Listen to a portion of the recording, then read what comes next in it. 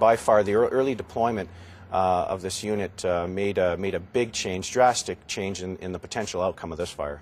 On June 9th in Smithers, BC, Fire Chief Keith Stecco was called to a structure fire that allowed him to use a new technology.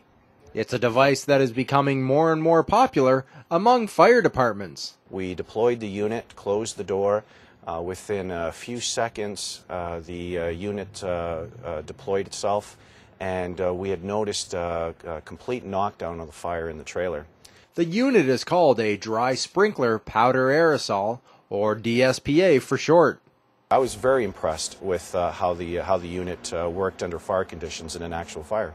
Even though this particular structure was of pre-1980s building standard and 4 kilometers from the fire hall, surprisingly, damage was minimal.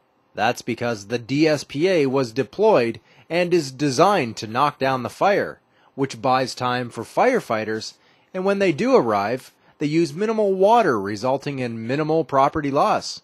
We were able to deploy the unit without any water whatsoever, able to knock down the fire and quickly make entry into the building without having to use any water whatsoever.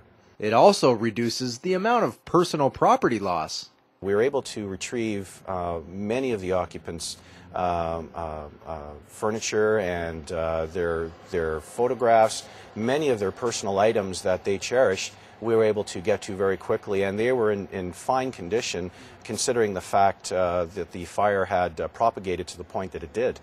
But most importantly, it reduces the risk to the firefighters themselves. The big thing here is the safety factor. Certainly for our firefighters, before we make entry, we're able to create an environment so that they can quickly go in there and establish fire control and rescue and be able to get to see that fire. And certainly there's a huge cost involved when we have a complete loss versus a fire where we're able to go in and minimize those damages caused by the fire, and certainly through firefighting operations.